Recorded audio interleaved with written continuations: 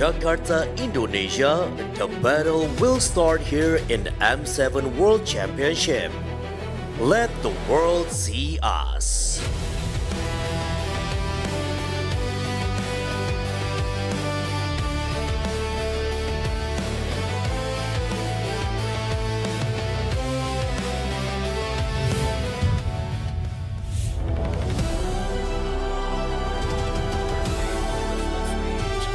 For some teams, it's just another day for them to move forward.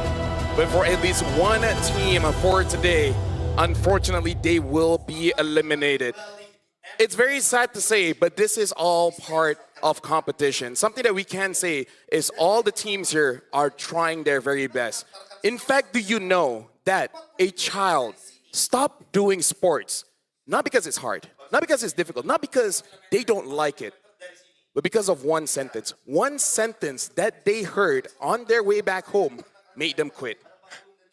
Anyways, welcome to the M7 World Championship Swiss stage. My name is Afel. Alongside with me is Mirko as well as Naisu. What was that? Yeah, what was the sentence? Huh? What was the sentence What's that the made him quit? I don't do sports, so I stopped caring. You Sorry. can't leave them in suspense, man. Yeah, Dude, they can Google or Bing. That's, Bing, what sentence makes you stop doing sports? All right. okay. Maybe if you use Bing, you shouldn't do sports. Wait, what? Never mind. Maybe if you're... Maybe you should just do esports. Ah. That's probably the sentence. Yeah. Hey. Everything that I'm thinking of really should not be said online. But here's the thing. We're starting off with an elimination match. So this is very sad. But for now, we're going to be looking at the brackets here. I believe that, some will be sad more than most. But if we're talking even on day number one, when all teams started at 0-0, or as they like to say here, 0-0, quite a lot of surprising things happened. But we got to talk about yesterday. YG defeated Onyx Indonesia. Now, that was a surprise. And even the elimination match that we'll be seeing later, CG losing, that was also a surprise. Yeah. Not the result, but more like how. It's been a few days of upsets here and there, and again, we just get to see how strong the competition is, how strong the competition has gotten as well, and how close these teams are really. Later on today as well, we're going to get to see Yangon Galacticos to go up against Alter Ego, and I don't even know who to predict. Like, I'm Indonesian, I want Alter Ego to win, but as a caster, I want Yangon. Yeah, I feel the same way, man. And just a reminder, too, because some of the chat was wondering in the past couple days, we will start to get into those best of threes, and I feel like when we look at the teams that go into best of threes, that's always something you have to look out for. Some teams really do perform better in best of ones, and some don't. And then you have these best of threes where some things come into consideration. So you might have seen, we can talk all about the meta and everything else. We see some of these niche or cheese picks, as like we like to call them, but when a best of three comes in consideration, it can be different. And so now we will start to see today one team go home, one team secure their spot for the knockouts. Yeah, you guys are looking at the schedule here. The first game as well as the last game of the day will be best of three. The one in the middle, this is the 1-1 bracket. So they're still going to be playing a best of one, but the difference is for game one, it is elimination. In case you guys don't know, for this Swiss stage, you lose 3 times, you're out of the competition. You win 3 times, you move on. 8 total teams will be going to the knockout stage, and the other 8 remaining teams, they're what's the best way to say it? They're out. They're out. There you go. There you go. Thank you very much. Yeah. I don't know why it's so hard for me to even say that. They can't chase their dream anymore, man. Because not everyone wants to brutal. go out, Not everybody. I think no one wants to go out, but you gotta have to deal with it, I guess. And don't worry though, for you guys back at home, when we get into the decider elimination or promotion matches, we will be seeing a best of 3. So we're gonna see a full series. No longer is it just gonna be a best of 1 where the cheesiest team or the best team at going one game wins it out. Yep. Edge of collapse. Who rises first? Because again, for both teams, they haven't gotten a win, and even in their losses, we can't really say that they did phenomenal. There were clear indications of missteps here and there, communication issues when it comes to Tianfeng Yaoguai. E1 has a very tough time positioning, and it really cost him his team. Yeah. For CG, the engages, doesn't matter if it's coming from the EXP or the roamer. It's really not all that clean, making it hard for the gold lane as well as the jungle. I think both teams, at least from what we can see in the land of Dawn itself, and also probably what we've seen in some of the personal players going through today and the previous days, is some struggles, right? I mean, it's clear that there's been some issues looming, probably even but amongst themselves, trying to get things together. And really, when it's down to this, man, you have to fix it quickly. Yeah, and for this, let's see what's going on with Tianfeng Yaguai. We're able to talk to them, so let's see what's happening behind the scenes. Get long! One shot by Sayla, the tech charge onto 2, and a final closing fight for Evil as they get their first point here at the Swiss stage.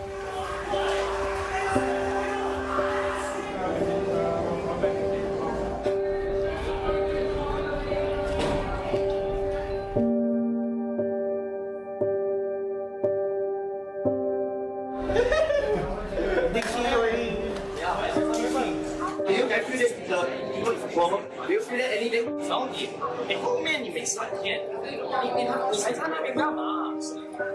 连死他！为了这个实力一直在发展，够了。I don't know why they have today play like this 啦。Can see for the game actually like the early mid games。正常来讲，你在输着的情况，你要冷静先思考，他们可能 reset 不到在 in game， 所以打到很奇怪。就是 based on like our training and tournament so different， 就简单讲 blur 了。Watch me, guys. I go big play, bro. I need the highlight. E1 gets caught again. Able to get the brilliance in time. Tournament only connects onto its low side. Good wall from Powerful. And Ben takes out Long. Tianfeng Yaguai has no idea what to do against this. 因为那个 hero 可能没有玩到这么好啦，结果就打出来的效果就是 no so good。我很想讲就是训练了那么久，为的是什么？为的是就是秀出来就是 on the China 的 region 的 power 嘛，就好好把握，好好的打咯，不要想那么多。每一年难得进到世界赛，不要留遗憾就可以了，真的。So a lot of people question saying, you know, physical sport is harder, esports not that big of a deal, but this is a mental sport, right? Like as confident as you look from the outside, no one can really see what's the storm in your head, in your heart, and everything like that. And even you think you can handle it, but once you're on stage, I don't know, man, like it's smallest side of hesitation and it ruins you. Exactly. Every small mistake gets punished, especially at the World Championship where, again, teams don't just play the normal way that maybe Tianfeng Yaguai were expecting coming into the M7 Swiss stage. Teams go all out, and you can really see even from Evil's comms, yeah. I am going in with a beep. Yeah. Yeah. It's one of those things where, again, we hear this so often, you know, in the scrims or in training, it was this way, but then when it comes to the international stage, Man. things kind of fall flat for a lot of teams. And it could be a mix of things, honestly. Communication between the team, the way they're performing, and just overall kind of mood even. And that's why for me, I think finding success in a different tournament before coming into the World Championship usually puts them in a false sense of security. Like, it actually makes them kind of feel like, all right, we're already strong, we made it to top 4, we won an event, coming into this tournament, we should just do what we've been doing. Yeah. Well, that's not the case. For all the other competitors, they've just been rising. They've been improving as they stagnate here. And I think that's the case for Tianfeng Yaguai. You can see the disappointment in Sasa and Long because, again, it's not what they practiced and it's not even what they saw in GOTF. They saw really good plays from everyone. Everybody being proactive, everybody making the right moves, right calls every single time. Yeah, exactly, because we even hear Lung saying that they don't do this in training, and that's the big difference, right? At home, you're comfortable. Yep. Right? You can wear whatever you want, you can say whatever you want, and anything goes wrong, your surrounding is familiar. Here, on the world stage, it gets very awkward, right? It kind of feels like publicly kissing your sister, right? It's just not something you get used to. Still not Have you not tried? Have you not? I don't have a sister, but... Yeah, see, so see, you see the confusion on his face. This is something that no matter how much you practice, it's just not something you get used to. Yeah. I mean, like on stage, you know. Yeah. How does that make it better? Do you have a sister? Could you help me out? I do, and I can't picture this, man, you know? Okay.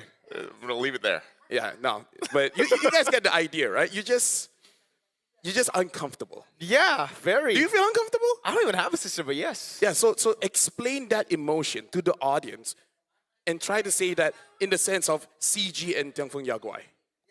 Take that context. You know clue. what? Now I understand. When I Right? saw Valence Yep. play Cho yesterday, that was the feeling I got. It was awkward. Very And uncomfortable. disappointing. Yeah. Sad. So this is the thing about players. You need to understand your emotions and you need to understand it well. But the thing is, the more you understand, the more confused that you'll be. So sometimes you just gotta stop. We're looking at CG here, and it was an emotional roller coaster for them as well because their rise from MDL going to MPL and people saying like they're not all that great. Start off very strong, and then people have their doubts. Yes. And then when it came to the playoffs, they did better than everyone thought they could. And in the lower bracket finals, Chico even broke down a little bit because he was in that position before. Yeah. Except during that time he lost. Well, that's So he thought that he was going to lose again, and then found his strength and then got better. That's what I gotta say. And that's what's happened here to CG in their previous matches. Which is very, very strange. To their peak, close with each other. Yeah. Also getting to a point where I think Claude should be considered as a first pick. Right. yes, Could be yes. something that, I mean, especially if you have a very, very good gold laner. Yeah. We saw Claude Oheb, guys. Innocent, and Stitch all do well yesterday. Claude guys. I like that. That's also Claude just a Gaming. statement. Claude Gaming, yeah. Claude Yeah. Gaming. Claude Gaming. He's 5-1, by the way. 5-1. Claude is 5-1. Is it against the carry? I think it is. Is that the height? No, that would be pretty short. He's yeah. 5-1 in stats. Yeah. Dexter might be 5-1. The head-to-head. Wait, is anyone from our talent pool 5-1? The closest one? No, I don't think so. Is 5-1 Eterna like- 4 something? It would Maybe. be either Eterna or Brigida. But they should be 4 something. Hey, Eterna, can you tell us like how tall you are? How short you are. How short you are? I mean, like, glass half full, half empty Yep. kind of thing, you know? But looking back at the drafts, Definitely Yaguai picks up the Yuzong. Yeah. Any other priorities here in mid? Probably not yet, no? Yeah, personally, I would just go for like, I was gonna say the Claude, but again, they go for the Cho This here. is They so actually- good for CG. I think Yeah, CG they just don't takes get it. their Cho anymore. Yes. Yeah, it No was more Cho taken. gaming. Dude, okay, you know what? Gatot Claude, how you guys feel about that? Gatot Claw. I like it. I Yeah. like the Gatot Claw. But at the end from Yaguai are definitely going to go for like the Lunox, or do they go for Yi Sun Shin? I think the Yi Sun Shin is also a very, very Yeah. good shout. Or what, Farsa Claude? Because the Eve's already banned out. I would say Very tough, man. Lunox. Yeah, I think Lunox? Lunox Yeah, is the Lunox. safest option here. In terms of the mid. I would still go Claude Gatot though, or Claude Lunox actually. It will reveal all your damage dealers, but those are some big, big picks. Again, the Claude's been doing really, really good. Nolan and Leomord have also been showing up. Yeah. So Yanfeng Yaguai might actually be like, all right, let's just pick up the Claude later, Red 3. If, never mind, Claude Gaming. Oh, Grog! Forgot about the Grog. Yeah. This was banned out a 100% lot. win Yeah, rate. because it was banned out, I think, for the majority of yesterday, except for a couple of games. But and they'll go Hayabusa for the response here for DFYG. I feel like it's more of a comfort thing. Plus, I have a friend where he basically said, like, I will use Yi Sun Shin if my team is good. Okay. Yeah. That's it. So I guess both teams aren't. After he said that, we've never played anymore. Yeah. So he doesn't want to play. Yeah. That guy always plays Lancelot. Yeah. Yeah. The Uranus gets banned here, which Makes sense.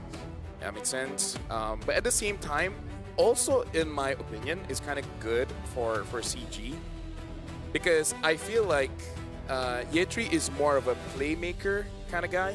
I'm pretty sure Chiku wants him to something like the Uranus, but I feel like he's the kind of guy that would prefer something like a Lapu, an Esme, those kind of picks. I agree. That's something that definitely has been lacking from CG, the playmaking here, because they've relied on Valence instead of Ye 3. And again, yeah, in MPL Malaysia as well. I was impressed with Ye 3's performance whenever he was on a playmaking pick. So I like CG's start to the draft a bit you, man. more here. The Lancelot?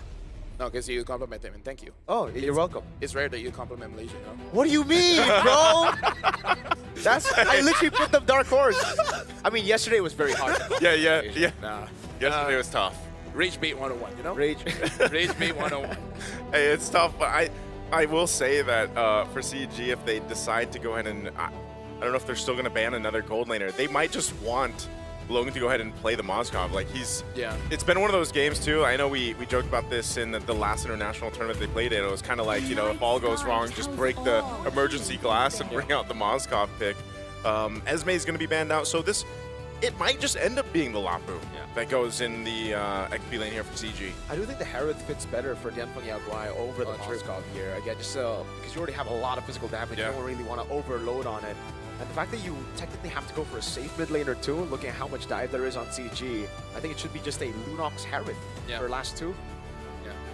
No, Valen if they want to steal the Tectonic Charge. I feel like CG, either Lunox or Harry would be a good ban. Personally, for me, I might ban out that Lunox because if you're not careful on this Claude, you dive in and then the Lunox just blows you up. Magic is my Will they go life. ahead and take out? Was that the Hereth? Yeah, I Yeah. was saying Hereth. So I think we are just going to see the Mozgov, honestly. Probably, yeah. Yeah, but that's... Like, is the Lunox alright as just a solo mid magic damage dealer? Because I would say it is, but Yi1 has been very disappointing on the Lunox. He hasn't been brilliant just yet.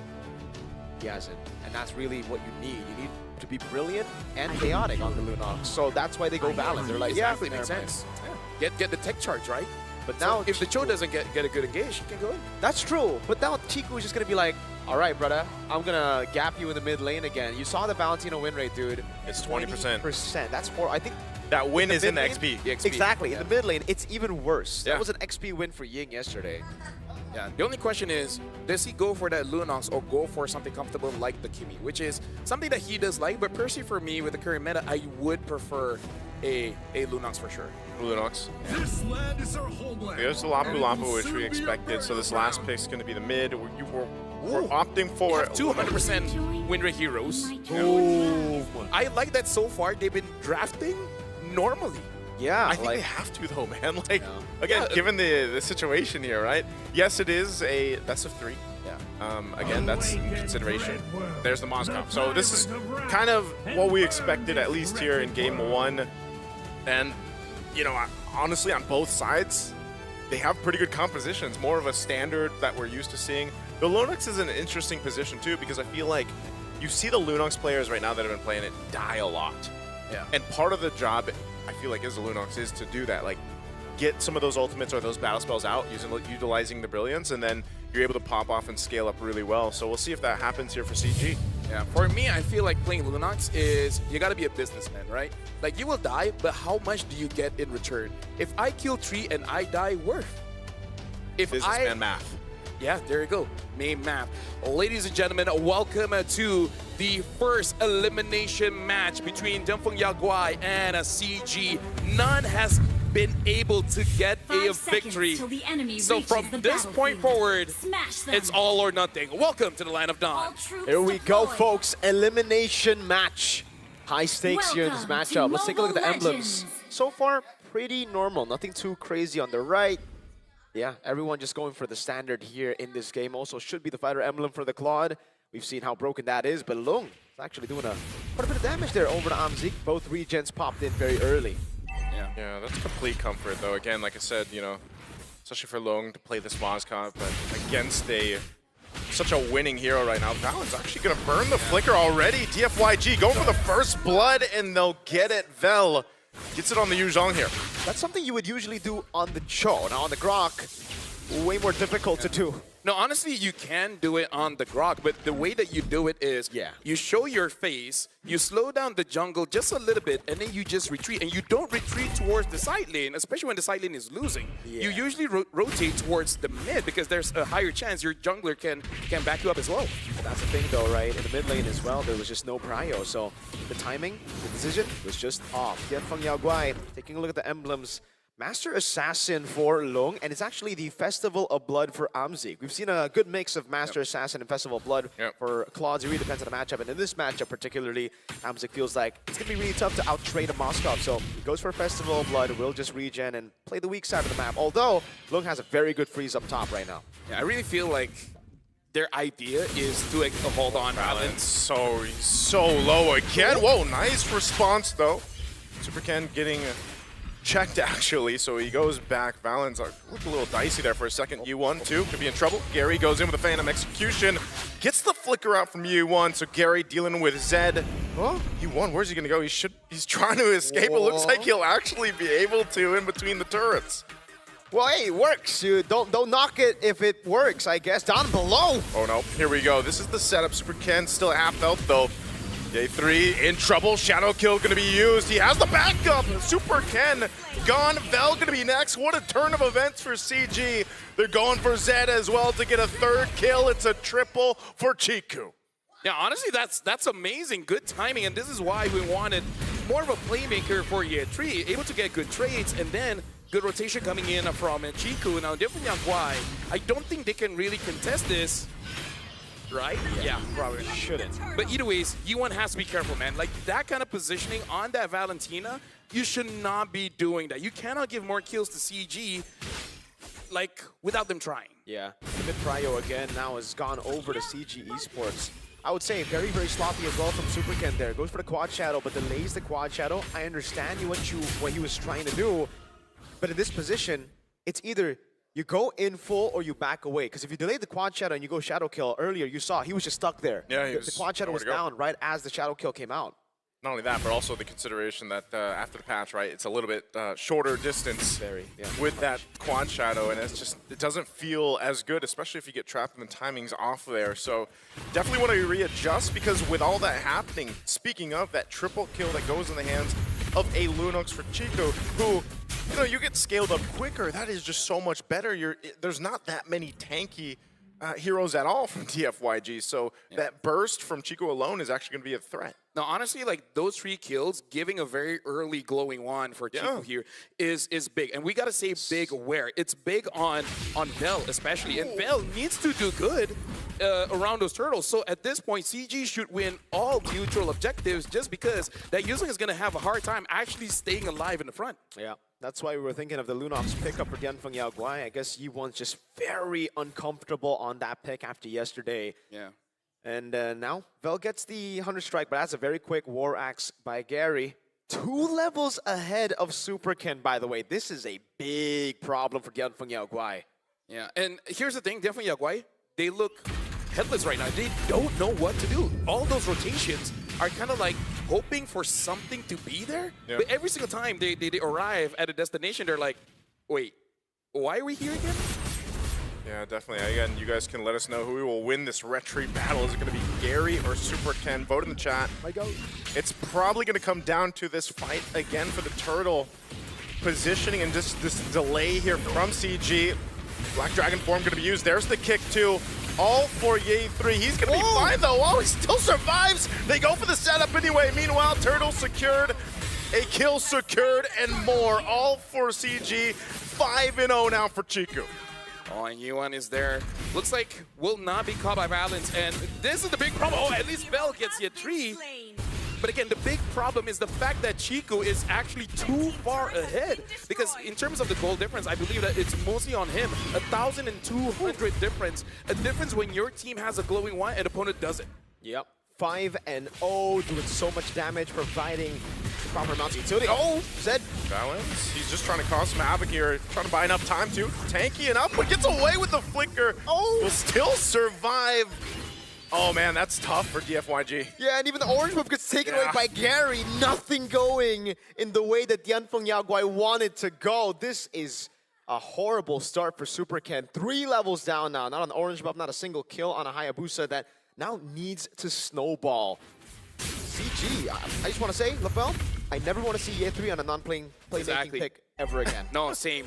Any kind of pick that makes him feel very egoistic, that's the kind of play that he should have. Yep. And sorry to say, but this is very much mid-diff here. Oh, they're going to jump in. Super Ken just trying to clear that out safely under this turret. But yeah, this Ye 3 on this Lapu Lapu. And so far, Lapu Lapu is going to be, oh, Chico popped the Brilliance. He's dead? He's going to be chased down. Yeah, actually, he's going to be able to set him up with the Petrify. Vel will get the shutdown. Super Ken might be able to go ahead and join this fight with Yi1, but they'll force Gary and Valens back. That's still a big kill for DFYG, at least for now. Yeah, that's a big shutdown there given over. The fact that the turtle is going to be up in 15 means that they will be able to utilize that gold a bit more.